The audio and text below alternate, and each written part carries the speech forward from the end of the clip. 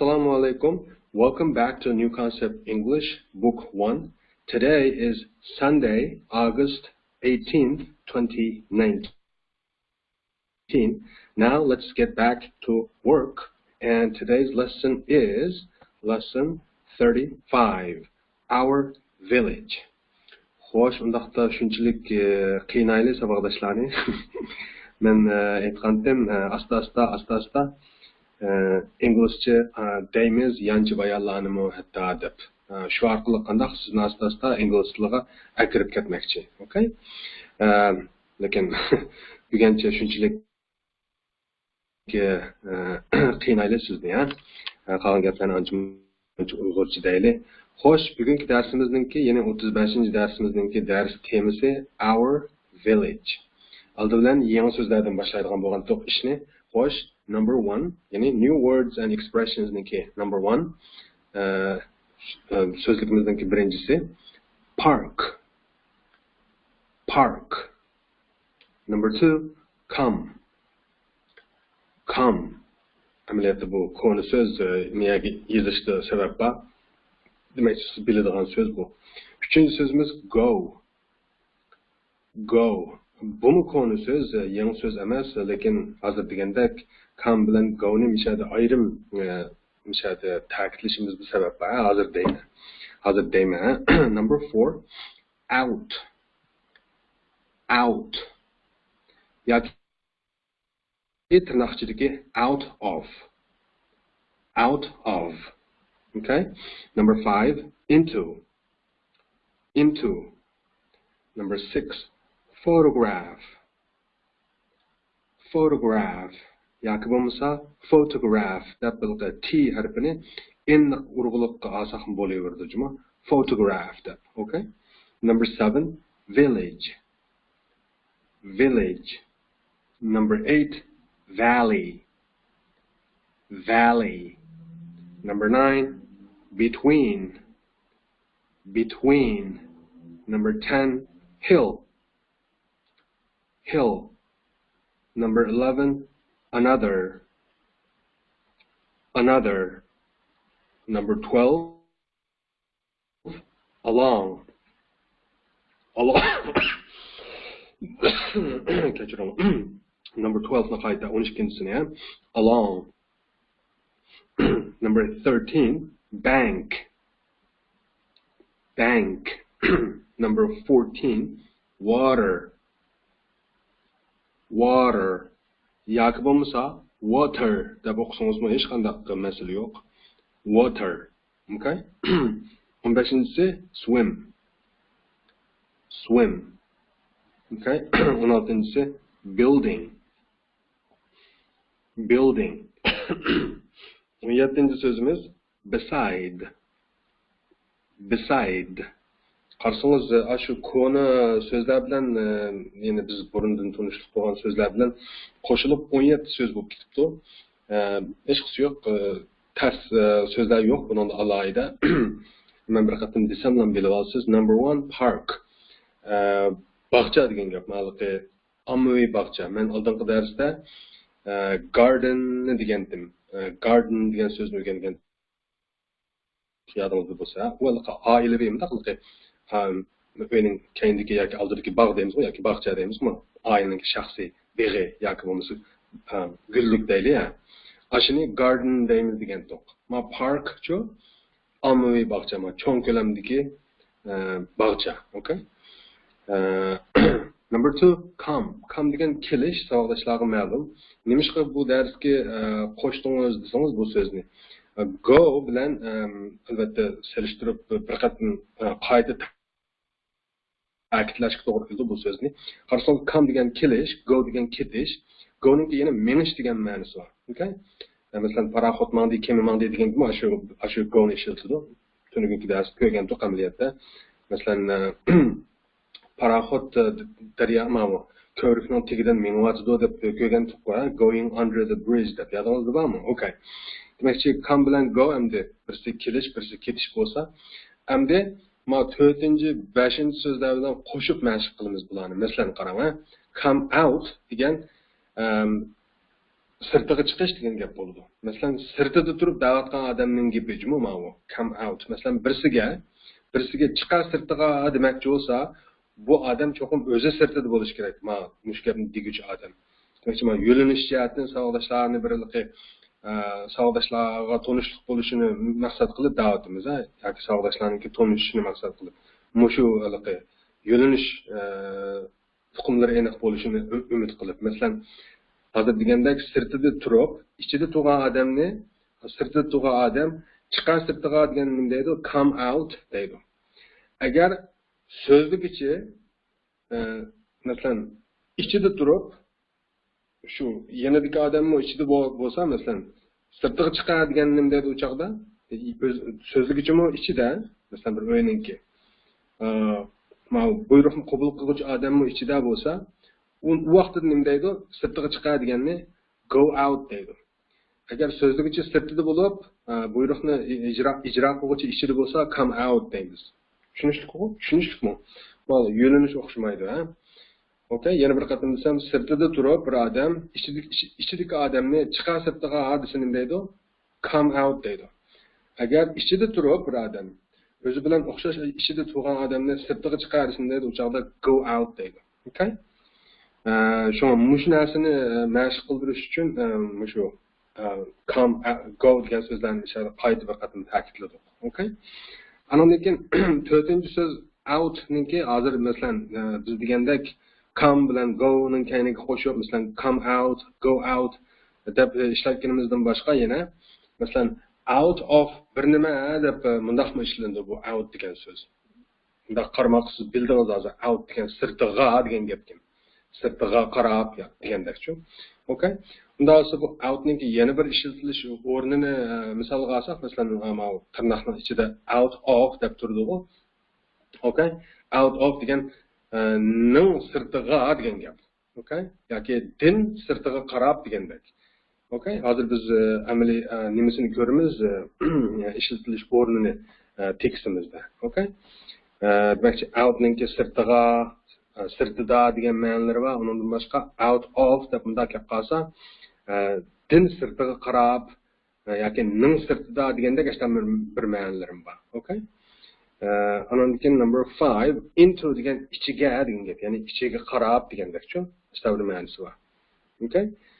Ichiga yoki ichiga qarab degandek.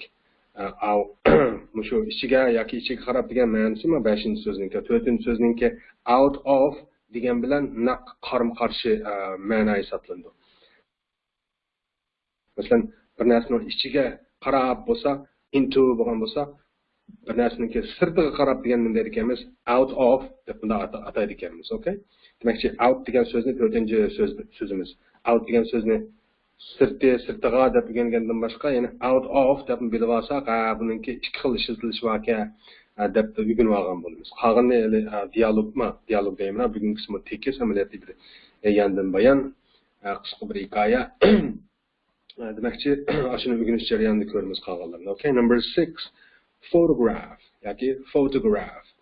Men picture degan so'zni o'rganganda savodashlarga alohida eskartgandim. Picture degan nima? Fotokamerada tortilgan rasmni picture deymiz, sizgan rasmni picture deymiz degandim. Shu gapni deyish bilan birga, lekin maxsus fotokamera tortilgan rasmni boshqa bir xil ataymiz, uni vaqti kelganda o'rganamiz degandim. Mana o'sha photograph degan o'sha foto surat degan gap. Fotokamerada tortgan rasm tortilgan. Okay? Ya'ni foto surat deb olamiz 6-rasmni. Biz o'tganda o'rgangan picture-chu ikkilisiga yotadi. Qo'lda sizgan yoki apparatda tortgan. Okay? Number 7 village. Bu yeza degan gap. Yeza, okay? Number 8 valley. Valley degan jilg'a degan gap. Jilg'a deganni bilamiz-ku, masalan, atrofida do'ngliklar bo'lgan yoki tog'lar bo'lgan, hamda bir o'yman joyni jilg'a deydi-ku. Valley degan shu jilg'a, okay? Number 9 between. Between degan bu bir oldi qo'shilg'ichi, xuddi masalan on, in, under, over deganga o'xshash bir oldi qo'shilg'ichi hisoblanadi. Sizlarning oldida keldi demakchi. O'tirsida degan ma'nosi bor. Masalan, between you and me bo'lsa nima bo'ldi? Sen bilan mening o'tirimizda bo'ladi. Albatta ingliz tilida oldi bilan between ni develop andan keyin you and me deymiz. Biz Uyg'ur tilida qanday sen bilan mening develop andan keyin o'tirimizda deb deymiz. Ya'ni sen bilan mening o'tirimizda deb o'tirimizda degan bu so'zni kayniga qo'shamiz. Ingliz tilida oldida ishlatiladi. Oldiga elib ishlatiladi. Between you and me deb. Shuning uchun oldi qo'shilg'ichi bo'ladi demoqchi. Okay? Ya'ni hozir qadar nurg'un oldi qo'shilg'ichilarni o'rgandik savoldoshlar. Amaliyotda across deganmi shu oldi qo'shilg'ichi. Masalan, across the grass degandik. Masalan, the dog is running across the grass. Yodingizda bo'lsa oldingi darsda. İşte nerede yuguravatdı? Chimliqda yuguravatdi. Yani chimliqni kesib yuguravatdi degan qo'mishada across deganligida shu the grassning oldiga qo'yib across the grass deb qanda chimliqni kesib deb olamiz degan to'qo. Okay? Bir yodingizga sap o'tib kelsam demoqchi. Ziyni yo'q-ku buning. Number 10, hill. Bu do'nglik degan gap. Do'nglikni hill deymiz. Egiz tog'ni boshqacha ataymizmi? Tog' emasmi, do'nglik. Okay? Dong yoki do'nglik. Number 11, another. Yana bir degan gap ma'lum. Another, yana bir. Okay? Masalan, another man, yana bir odam yoki yana bir er. Another book, yana bir kitob degandek-ku. Number 12, along. Along degan bo'ylab degan gap. Masalan, daryoni bo'ylab, o'stangni bo'ylab, yo'lni bo'ylab deb qo'yamiz va ashnodagi bo'ylab. Masalan, along the river bo'lsa, daryoni bo'ylab degan bo'ladi. Okay? Number 13 degan bank. Bank degan savoldoshlar uchun tanishliq bu so'z. Kundalik turmushda ancha-muncha uchratib turasiz. Banka va pul elib pul qo'yadigan banka. Shu iqtisodiy mulozimat o'rniga. Demakchi shu bankni bank deydi. Buniki yana shu odatdagi ko'p uchraydigan ma'nosi demakchi. Lekin bizning bugungi darsimizdagi ma'nosi buniki qirg'iq degan gap. Masalan, bo'yi degandek-ku. Daryoning bo'yi yoki daryoning qirg'ig'ini bank deydi. Masalan, bank of the river degan daryoning qirg'ig'i degan gap. Okay? All right, number 14, water yoki water. Suv degan gap, ichadigan suv bor. Number 15, swim. Swim degan suv uzish degan gap. Fe'l u swim. Suv uzish. Number 16, building. Daryo deymina, bino degan gap bu. Building. Bunun qarab ing varken keyinda bo'liqi hozirgi davomlashayotgan zamonni bildiradigan bir fe'l o'xshamadi. Bergizimda o'ylab qolmoqchi. Bu degan bu bir ism, bino degan gap, okay? Bu siz o'ylaganda bundaq fe'lninki davomlashayotgan shakli emas, okay? Faqat ismkan, okay. Faqat shunday bir tasoddifiy keyingi ing qo'shilib qolgan bir ismkan, ma'nosi bino ekan deb tushunsangiz bu. Bina imarat degan gap. Okay? Number 17, beside. Beside deganmi xuddi abiyam men aytgandek oldi qo'shilg'ichlar bor. On, in, masalan, across, hatta bugungi 9-so'z between degandek. Hatta 12-so'z along ma o'xshash. Bular hammasi oldi qo'shilg'ichlar. Dedik-ku, alongni masalan bo'ylab dedik-ku, masalan daryoni bo'ylab along the river. Degandek masalan 17-so'zni shu shularga o'xshaydigan oldi qo'shilg'ichi demoqchi-ku. Ma'nosi yenida degan gap. Masalan, bunda narsaning yenida. Masalan, beside a school bo'lsa, bir maktabning yenida bo'ladi. Beside a building bo'lsa, bir binoning yenida degandek-ku. Ya'ni so'zlarning oldida kelib, oldi qo'shilg'ichi bo'lib keladi. Uyg'ur tilida biz abay degandek bunda narsaning yenida deymiz. Yenida deganni kaynida ishlatamiz. Ingliz tilida yenida divid deb, undan narsaning deb kaynidan nimaning endi ishkanligini kaynidan deydi. Mana bu ingliz tilida xil ko'nib qoldi bunga. Okay, masalan, beside a building, bir binoning yenida, beside a school, bir maktabning yenida degandek. Okay? Yenida. Xo'sh, so'zliklar, mush so'zliklar o'qilish ahangi va ularning ma'nolari shunday hozir qanday qilmaymiz? Albatta, mush darsningki dialog tekstini ko'rmaymiz. Qarang, lesson 35, our village degan temadagi dialogni tekstni ko'ramiz. Aldı bilen temini bir düşünüversek, our degan bizning degan gapdi.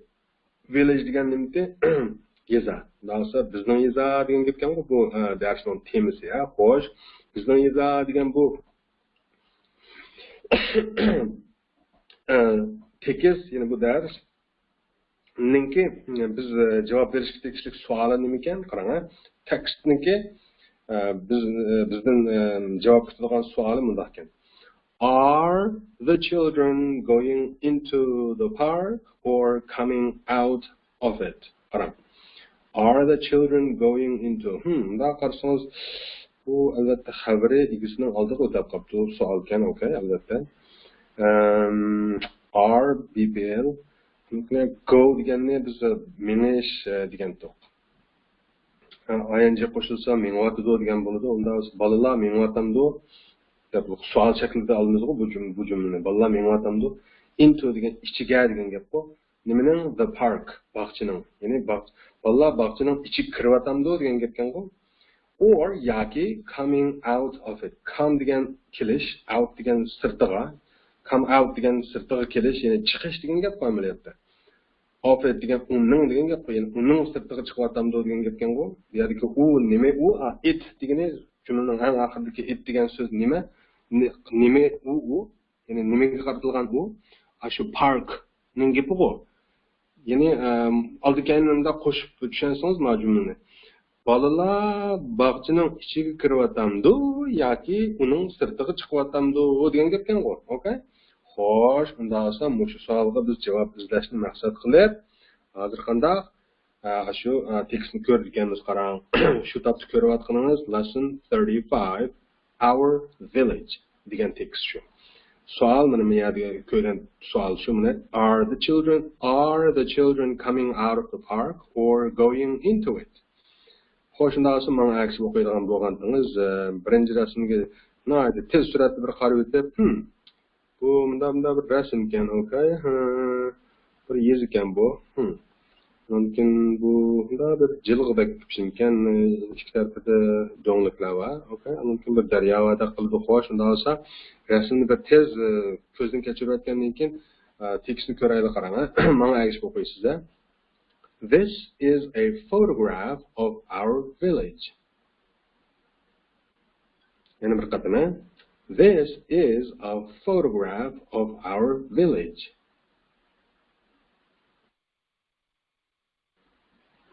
Our village is in a valley. Again degan yana bir qatam degan gap bor.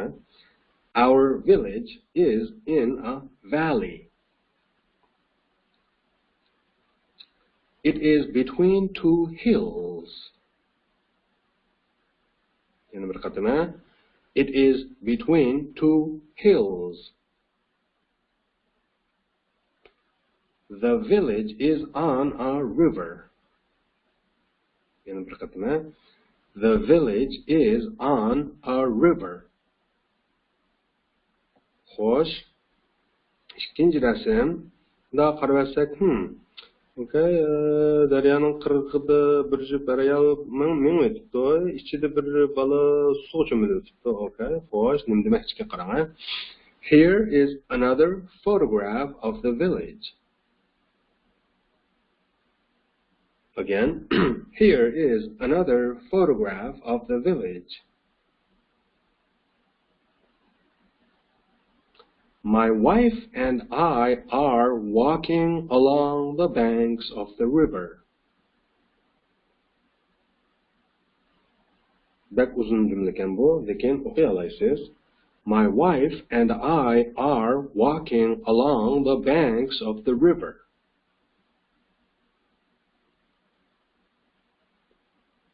Okay? We are on the left. We are on the left. There is a boy in the water. Again, there is a boy in the water. He is swimming across the river. Again, He is swimming across the river. Okay? Number 3. Qarşınız balalar, nurgun balalar, meyde bir bağda bağçıdak bizim bakan, okay? Hatta öyle durdu, men nima ekan bilmadim, okay? Now this tafsilatni ko'rib boqaylar, men tekst mazmunini. Here is another photograph. Yana bir qatama. Here is another photograph. This is the school building. This is the school building. It is beside a park. Again, it is beside a park. The park is on the right. Again, the park is on the right. Some children are coming out of the building. Again, some children are coming out of the building. And آخر cümlemiz, some of them are going into the park. Again, some of them are going into the park. Okay. Diyalogimiz, mushu diyalog shu savoldoshlar o'qilish ahvoli shundoq. Endi biz ma'nosini tushunib boqaylik, qarang. Birinchi rasm. Nima deydi? This is a photograph of our village.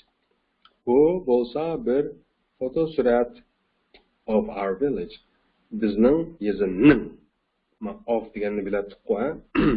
Of bizim bo'lsa, shuning degan ma'nosi batg'o. Okay, bu ning degan ma'noni ikki xil ifodalagan bo'ldi degandim. Birisi of bir-nima deyish orqali yoki bir-nimining pash qo'yib, undan keyin asni qo'yish orqali. Tushunishlikmi? Masalan, maktabning degan deymiz, of school deymiz desak bir xil. Yana birisi school deb pash as orqali ning ifodalagan bo'ldi. Of school degan maktab ning bo'ldi. Ta'tir ishlatib o'tganmiz bu yerda. Schools deganmi, yana bu yerdagi pash asmi ning degan ma'no bildirdi. Shunday ikki xil ishlatimiz ningni degandim bor. Okay. Balkim bu tushuntirishim ortiqcha bo'lgan bo'lishi mumkin, lekin ziyn yo'q menimcha. Bir takrorlashib qoladi ish bo'lmagan, okay? Ya'ni bu bo'lsa bizning yezimning bir fotosurati degan gapkan-ku, okay? Rasmov nimada kamera tatgan surati demoqchi qo'y, okay? Yargiz qo'lda chizgan surat emas. Uni picture deydi. Demakchi picture desa uqolmaydi. Qo'lda chizgan deganmi yoki kamera tatgan deganmi dedi. Okay? Miyada enniqki kamera tatgan deyapti, okay? This is a photograph of our village. Albatta degan kitob qo'yamdi. Demakchi bu kitobga albatta bir rassom chizgan rasm bo'l, lekin o tekstdan deb buni fotograf yoki fotosurat deb atashqa biz buni fotosurat da'vatida deb fotosurat deb ishlaymiz buni. Okay? Lekin qo'lda tatgandek emas-ku bu. Okay? Men tushunishingizni umid qilmayman. Ma'lum bu qo'lda tatgan rasmdek emas-ku deb mendan so'rasangiz, faqat bu degan kitob. Bu kitobdagi bu narsa shu vaqtda avtorning kimda tasavvur orqali yozilayotgan narsa deb shuni tushundirman mendan so'rasangiz. Shuning uchun uni bakilqi ras qo'lda tatgan apparat tatgan rasm deb o'ylab ketmang deb unda tushundirman. Okay? Undan so'ramasligingiz mumkin, tushundingiz demoqchi bo'lganim. Bu bo'lsa bizning yezining bir fotosurati. Okay? Our village is in a valley. Bizning yeza bo'lsa ichida bir jilg'ining. Tasamasqo bu jumlani tushunish, ikkinchi jumlani tushunish. Ya'ni bizning yezimiz bir jilg'ining ichida degan gap bor. Okay? It is between two hills. Bu bo'lsa o'ttirisida ikki donglikning. Ya'ni u ikki dongning o'ttirisida degan gap bu. Okay? The village is on a river.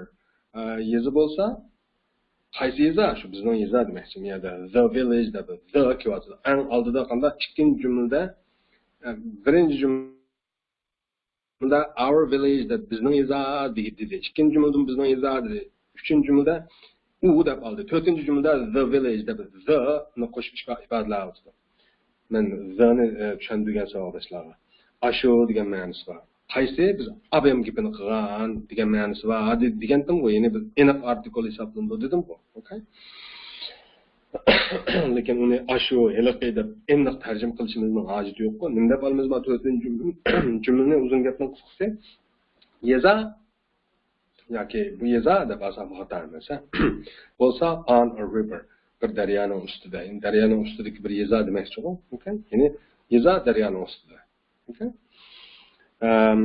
Xo'sh, here is another photograph of the village. İkinci bölekni qarasangiz, here is degan mana bu degan gap bu.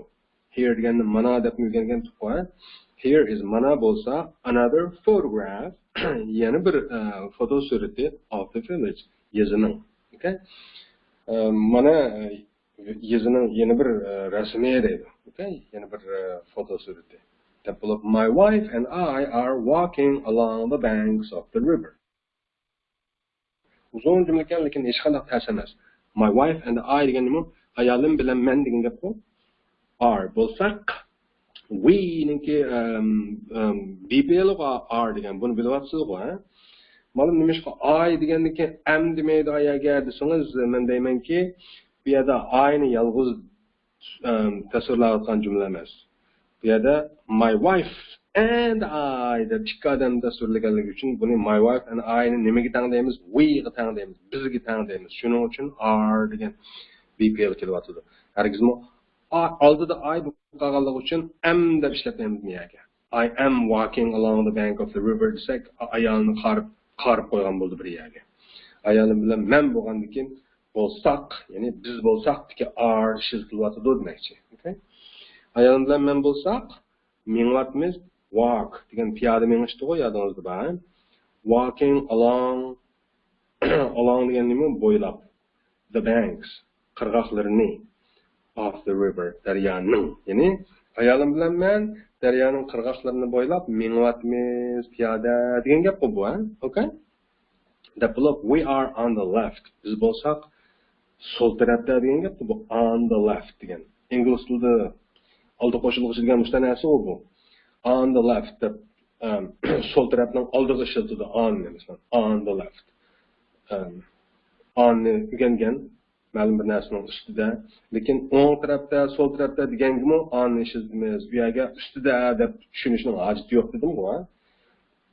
Da deb tushunsak bo'ldi, masalan, solda. Biz bo'lsak solda. Okay? Ya'ni sol tarafda demakchi, rasmning sol tarafida. Anankin there is a boy in the water. There is in the back bilasiz ba degan gap. Ya'ni planiyada bunday narsa bor deb. Degandiki bor. Ya'ni ba bir bala deydi. A boy bir o'g'il bola in the water ichida suning. Ya'ni suning ichida bir o'g'il bola bor deydi-ku. Rasmda hisob chiqib turadi-ku. Suning ichida bir o'g'il bola bor deydi. Yoki suda bir o'g'il bor. He is swimming across the river. Bu bo'lsa uzyapti kesib daryoni, across yodingizga keldimi? Across the grass. Masalan, the dog is running across the grass degan to'q. Ish bo'lsa chimliqni kesib yuguryapti degan to'q. Men odamda swimming across the river. Ya'ni daryoni kesib uzyapti degan gap bu. Suv uzyapti, okay? Ya'ni hozirda davomlashayotgan zaman. Qarsangiz, adem men bak deb ketmadim ma jumlani, sizni tushundi deb o'yladim. Masalan, my wife and I are walking along the banks of the river. Ayolim bilan men daryoning qirg'oqlarini bo'ylab mingyapmiz degan jumla amaliyot qilganda hozirgi davomlashayotgan zaman. Hozirgi jumlamizmi shu. Hozirgi davomlashayotgan zaman. U o'g'illar demakchi-ku, daryoni kesib suv uzyapti. Okay? Amaliyotda bu qandaq hozirgi davomlashayotgan zamonning bir mashq ekan-ku, ha? Biz oldingi darsda o'rgandik, bu darsda pishiqlayapmiz degan gap qarang, ha? Lekin o'xshamagan bir tariqada pishiqlayapmiz-ku, ko'ryapsiz. Here is another photograph. Mana bo'lsa, yana bir rasm, mana yana bir rasm degan gap bu, ha? This is a school building. Bu bo'lsa, school degani nima? Maktab de, yodingizda bo'lsa, building, bino. Ya'ni bu bo'lsa maktab binosi degan gap bu. Okay? It is beside a park. Beside degani yanida degan to'q. Yanida nimaning? A park, bog'chining deb. U bo'lsa yanida bir bog'chining. Ya'ni u bir bog'chining yanida degan gap bu. Okay? Kitobda u maktabning binosining gapi bu. Qarang, anonkin the park is on the right. Bog'chi bo'lsa o'ng tarafda deydi. Okay? On the right. Ma ikkinchi rasmda we are on the left deganda biz so'l tarafda deganda. Ma parkchi ma uchinchi rasmda o'ng tarafda ekan. Okay? Some children are coming out of the building. Ba'zi bolalar some degan to'q bir qancha ba'zi azroq degan ma'nolar bor degan to'g'ri, yodingizda bor. Men qanday ba'zi degan ma'nosi bor. Some children. Ba'zi bolalar are bo'lsa coming kelyapti out sirtiga. Coming out sirtiga kelyapti. Bu sirtiga chiqyapti deb olamiz buni. Nimaning sirtiga? Of the building. Binoning sirtiga. Ya'ni some children are coming out of the building degan. Ba'zi bolalar binoning sirtiga chiqyapti. Okay? Coming out of the building. Binoning sirtiga chiqyapti degan gap amaliyotda binodan sirtga chiqyapti degan gap bu. Okay? Coming out of the building. Binodan sirtga chiqyapti. Some of them are going into the park. Some of them degan ba'zi dedi. Of degan ning, them degan ular. Ya'ni ularning ba'zilari degan gap bu. Tushunishlikmi? Some of them. Ularning ba'zilari are bo'lsa going into the park. Mengyapti ichiga bog'chining, ya'ni bog'chining ichiga kiryapti degan gap bu. Xo'sh, undan so'ng eng oxirgi ikki jumlani bundoq bir tahlil qilsak, bir qadam keyinga dajib turib.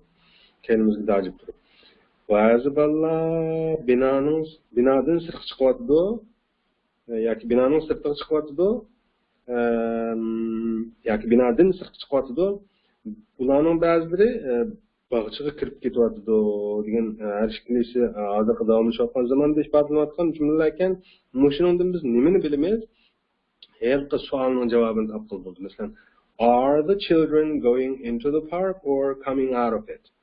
Vallahi bog'chaning ichiga kirib ketyapti yoki uningdan chiqyapti degan gap bor. Xo'sh, unda bo'lsa biz oldindan bu tekstimizga bir xo'sh deydi, qarang. Tekst mushtek savoldoshlar.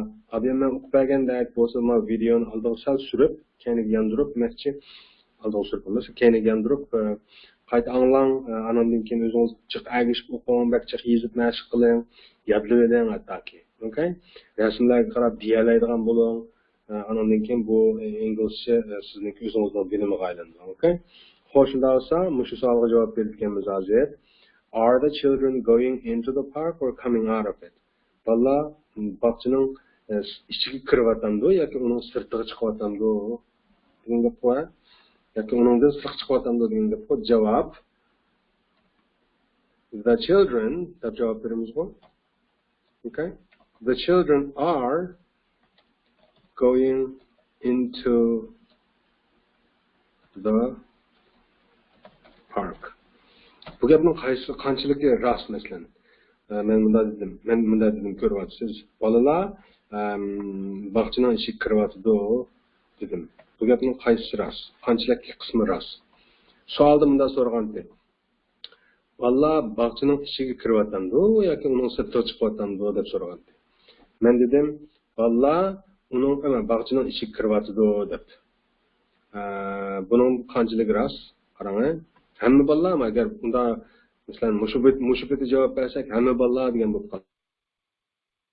Bu yerda nima deganda? Some of them, bolalarning ba'zilari, ularning ba'zilari degan gap ma'lum. Ularning ba'zilari bog'chaning ichiga kirib ketyapti degan. Unda olsa are the children going into the park or coming out of it? The children desak bolalar bo'lib qoldi ekan, hamma bolalar bo'lib qoldi ekan. Agar biz some of the children desakchi vaqti to'g'ri bo'ldi. Ya'ni bolalarning ba'zilari degan bo'ldi. Some of the children are going into the park. Okay? Xo'sh, shundan so'ng bu cümleni yine azıcık kısaltı bilan deb bo'lsa, ortiqdan ortiq ba'zi gaplar ortiq deb turdi qarang. Bizden sualda are the children going into the park or coming out of it degandi. Şunu bir biz yana some of the children that ma üstüdeki ma sualda the children deb so'ravasa, men yana the children deyishimizning hojati yo'q. Balki some of them desek bo'ldi. Ularning ba'zilari. Ular degan kimlar? Shu the children o. Okay, tushunishli qo'y. Some of them are going into the park. Deganchu. Miyada going into the park or coming out of it deb naqildi. Bog'chaning ichiga kiryaptamdi yoki undan sirtqa chiqyaptamdi deb bog'chaning gapi bo'linib bo'lgandi. Shuning uchun miyada some of them are going into it desak bo'ladimi? The parkning o'rniga it ni almashtirsak bo'ladimi? Albatta bo'ladi. Demak, eng yaxshi javob ham yig'inchoq ham ortiq gap yo'q javob qanday? Some of them are going into it. Ba'zilari yoki ularning ba'zilari uning ichiga kirib ketyapti degan gap bu. Yoki u deganimiz nima? Shu the park. Savolda so'rayotgan park. Keyin tushunishli qo'ya. Demakchi, savolni albatta qanday deb javob bersak bo'ladi. Uzun gap qilib javob bersak bo'laveradi, xato emas.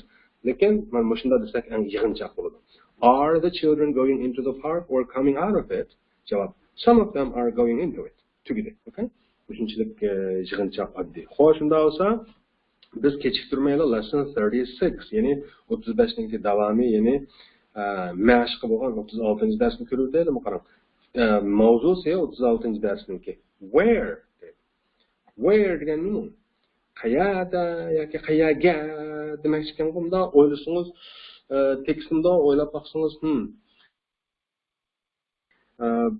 ayolim bilan men daryoning bo'yida menyapmiz. Daryoning qirg'oqlarini bo'ylab menyapmiz.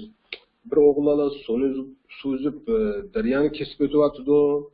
Anamkin balalarning ba'zilari binodan chiqyapti, ba'zilari nimaga bog'cha kirib ketyapti degandek mana bir gaplarni o'rgandik biz hozir tekstda. Ndasa mushundaroq bir temadagi, mushundaroq bir mazmundagi mashq ekanda, okay.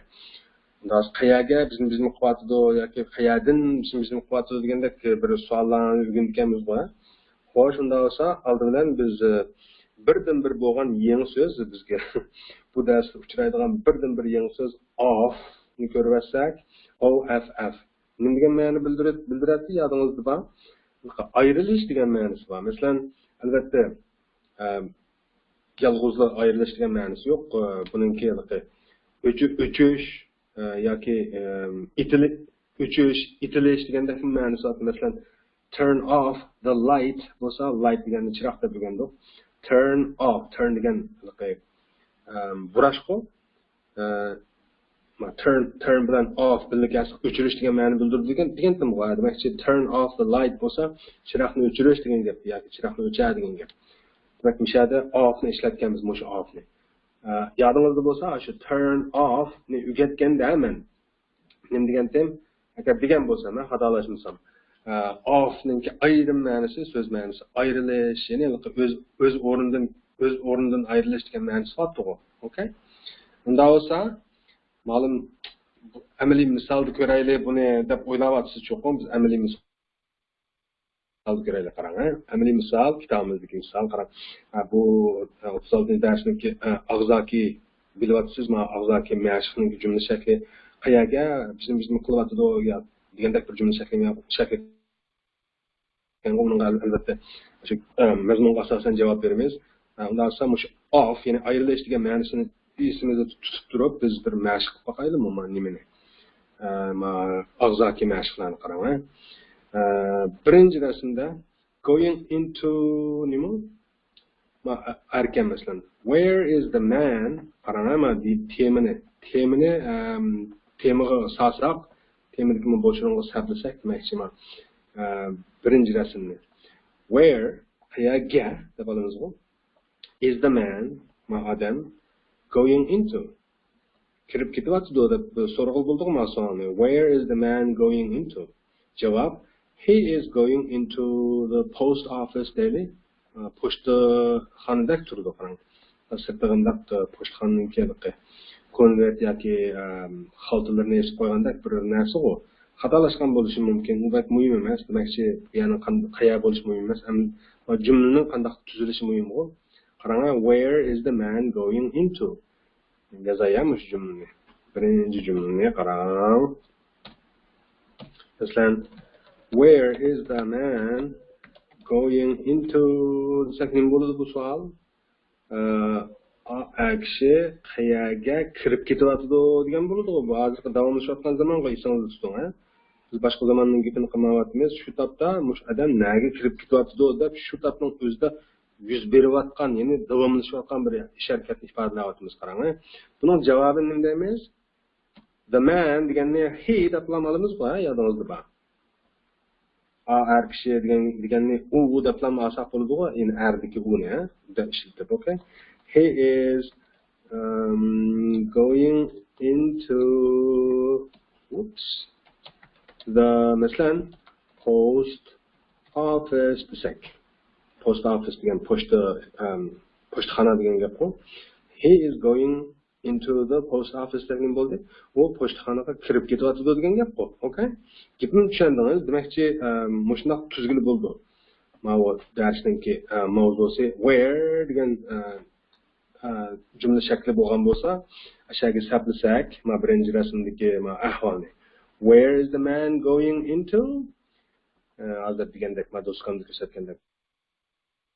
Where is the man going into? He is going into the post office. U kirib ketyapti, pochtxonaga degan gap bu. Okay. Shu bo'yicha ikkinchi rasmni ishlay olamiz, qarang. Qarang, going out of ekan. Going out of. Din sirtiga chiqyapti degan gap bu, ma going into degan masalan ichiga kirib ketyapti bo'lgan bo'lsa, going out of degan sirtiga chiqib ketyapti degan gap bu. Okay. Chiqib ketyapti degan gap bu, ha? Okay. Unda bo'lsa where is the woman going out of? Men yozayam men. Yana bir qatim. Where is the woman going out of? Degan gap bu. Ayol qayerdan chiqyapti degan gap bu. Okay? Qayerdan chiqyapti? Javob: she is going out of the office. U ishxonadan chiqib ketyapti degan gap bu. Going out of. Ning sirtiga chiqib ketish degan gap bu yoki ning sirtiga chiqib ketish degan gap bu. Ya'ni qayerning sirtiga chiqib ketyapti ayol kishi, ya'ni ayol nadan chiqib ketyapti yoki naning sirtiga chiqib ketyapti degan gap bu. Javob: u ishxonaning sirtiga chiqib ketyapti yoki ishxonadan chiqib ketyapti deb olsak bo'ladi Uyg'ur tilida. Okay? Shunday gap. Where is the woman going out of? She's going out of the office. Bu dastlab sal g'ayri tuyuldi savoshlardan tushunmay butunlay, chunki ingliz tilini men sizga o'xshash yo'ldan boshlab o'rgangan. Men kichkindan tug'ilibman inglizcha bilib, demakchi, tug'ilmagan yoki ingliz tilida so'zlash sharoitida cho'ng bo'lmagan, men o'zim o'rgangan demakchi. Men bu demakchi o'g'lim dastlab o'rganganda qaymoqatdan bu qanday gap bo'lib ketdi. Hech qisi yo'q. Azroq tahlil qilsangizlar, azroq jumla tahlil qilishni xil o'rganib qoldingizmi? Tushunib ketasiz. Okay? Tushunmagan bo'lsangiz, hech qanday masala yo'q. Asta-asta hamma narsa aydin bo'ladi. Ingliz unchalik sirliq til emas. Okay? Agar mush darsda agishib qilmasangiz, oxiriga chiqanda tushunib ketasiz hamma narsani. Okay? Where is the woman going out of? Deganni tushunmak sal g'ayriroq bir jumla demakchi bu. Qayerdan bo'lsa ayol chiqib ketyapti. Ya'ni qayerdan bo'lsa ayol chiqib ketyapti. Ayol qayerdan chiqib ketyapti? She is going out of the office. U bo'lsa chiqib ketyapti ishxonadan. Demak, sal tushunish sal qulaysizroq bo'lgan, ta'sirroq tuyuladigan bir gap bu demakchi. Lekin ishingizni siqmang harigiz, okay? O'rganib ketasiz. Number 3. Where is the boy? Boyni asos qilaylik mana bunda. Where is the boy sitting? Where is the boy sitting? Bunga albatta where degan ma'lum jumla shakliga solamiz. Undan so'ng o'g'il bolani asos qilib so'rasak bu savolni qarang. Where is the boy sitting? Degan gap bu. Qayerda bo'lsa bog emas, kechiringlar, boy. Where is the boy sitting? Qayerda bo'lsa bola, o'g'illar o'tiryotdi. Ya'ni o'g'illar, o'g'il qayerda o'tiryotdi degan gap bu. Bunga nima deb javob beramiz biz? Albatta, he is sitting, nima? Qarasangiz, sitting beside deydi. Bizning yanida yoki falonchining yanida o'tiryotdi degan gap bu. Nasa buning his mom deb olaylik, opsining deb, okay? He is sitting beside, his mom. Degan gap bo'ldi. U o'tiryotdi yanida o'z opsining yoki uning opsi degan shu o'zining opsi degan gap bu. Okay? Bu opsining yanida o'tiryotdi deb olsak bo'ladi-ku. Tushunishliqmi? Okay? Hargiz ters emasa, unda bo'lsa 4-rasmga qarasangiz qarang. Where are they walking? Ular they bo'ladi-ku, ular bo'ladi-ku. Where are they walking? Ular qayerda mingyotdi degan savol bu. Javob, they are walking across the street desak bo'ladi-ku.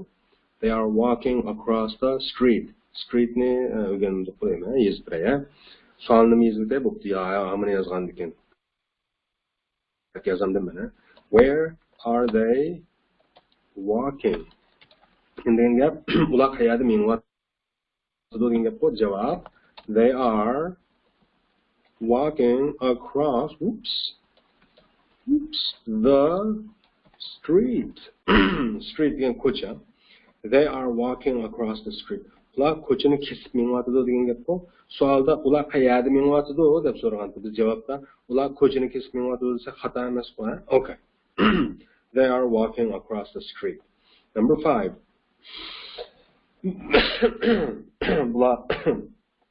The cats daily. Where are the cats running? Mushuklar qayerda yugurayotdi degan gap bu. Javob, they are running along the wall. Ular wall yadingizmi? Tom. Ular tomni bo'ylab yugurayotdi degan gap bu. Ya'ni buni yezib bo'pti. Agar shu topda yezib mashqlikqa o'rganib yonayotgan bo'lsangiz, texnik yaxshi ko'chirib yozib olsangiz yoki dialogni videoni to'xtatib qo'yiblar. Where are the cats running? Degan gap bu. Mushuklar nerede yugurayotdi degan gap bu. Javob, they are yoki they are ni qisqartirib there deb olsak bo'ladi-ku. Running along the bo'ylab the wall. Yodingizda Where are the cats running? They're running along the wall. Mushuklar nerede yugurayotdi? Ular tomni bo'ylab yugurayotdi degan gap bu. Xato emas bu gap, okay? They're running along the wall. Number 6. Where are the children jumping? Balalar nereden sakrayotdi deb olamizku buni, qarang. Ajab 5 jon bolalikni. Where are the children jumping? Nima deymiz buni? Balalar nereden sakrayotdi deymiz-ku. Javob, they are jumping, off the tree. They're jumping off a tree. The second bo'ladi. Men agar qaysi daraxtga ina qo'ymagan. Ular bir daraxtda sakrayotdi, okay?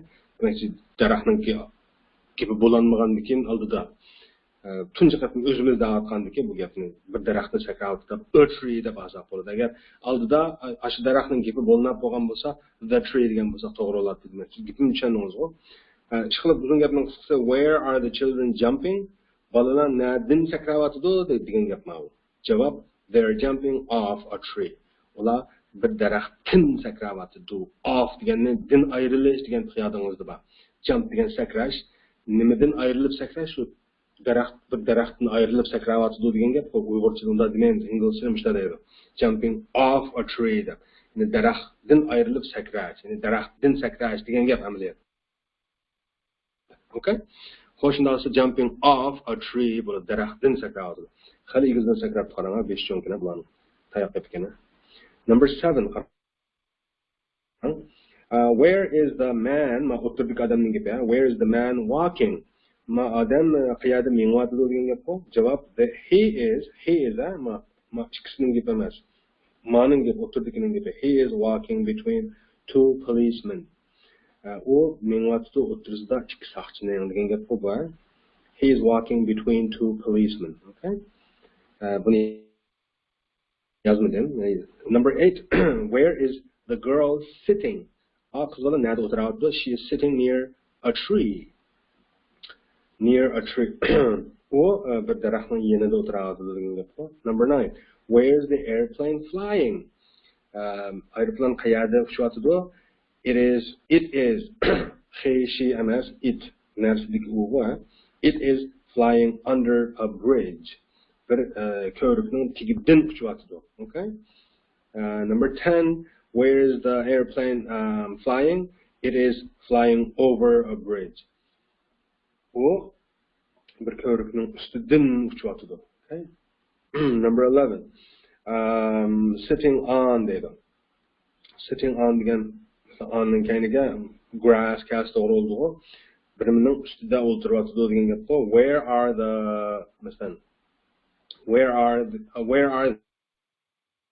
they deydi. Where are they sitting? They are sitting on the grass. Ular qayerda o'tiryapti? Ular chimliqning ustida o'tiryapti deymiz. Okay? Number 12. Where are they reading? Ular qayerda o'qiyapti? Where are they reading? Javob: they are reading in the living room. They are reading in their living room. O'zlarining mehmonxonasida o'qiyapti deb. Okay? They're reading. Bunda bir narsani deb qo'ysam alayda. Biz Uyg'ur tilida palani bir narsani o'qish deb aniq deymiz. Kitob o'qish, gazet o'qish, bir nima o'qish deb. Inglizda palani bir narsani o'qish demay, readning o'zini asl bo'laverdi. Masalan, what is he doing? Uni mishqotida he is reading. Uning masalan readingning kayniga cho'qim he is reading a book deyishning hojati yo'q. Okay? So Uyg'urda u o'qiyotdi demaymiz. Unda desa g'ayr tuyulib qoldi.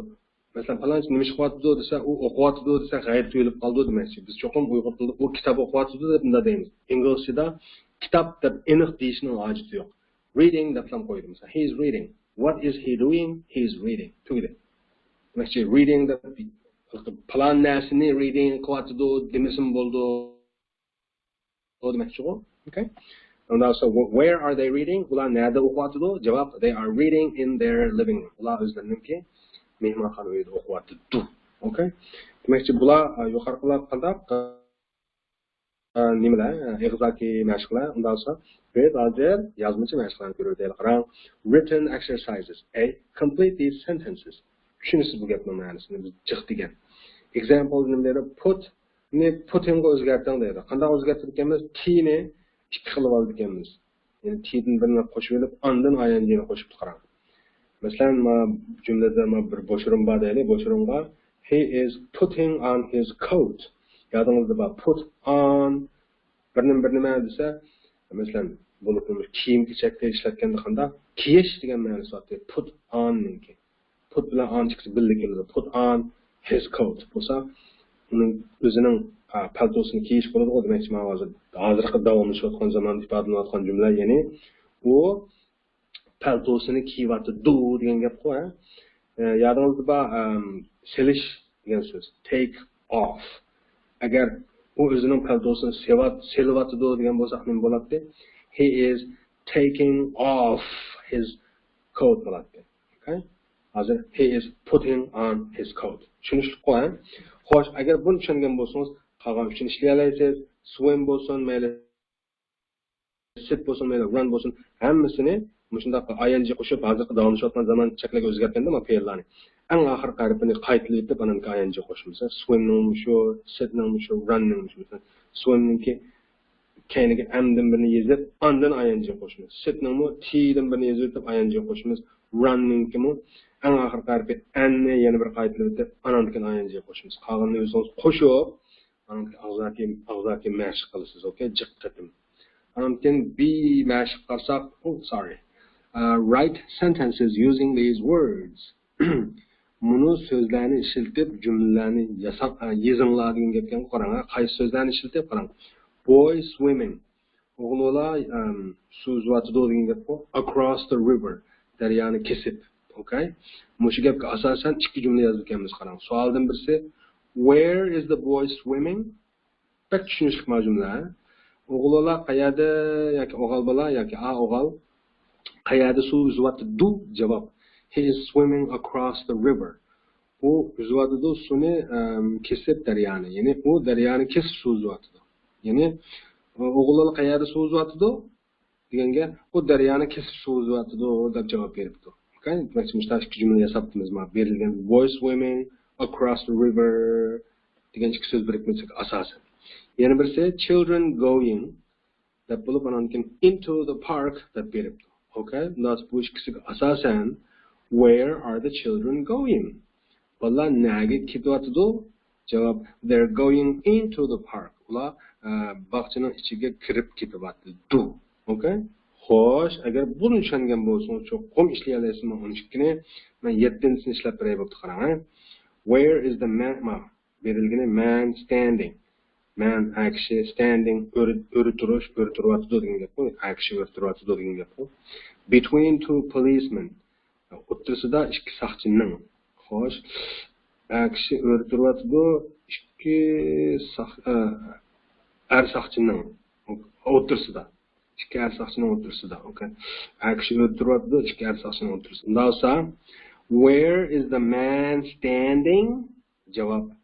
He is, the man he is standing between two policemen. Where is the man standing? Actually qayerda o'tiribdi?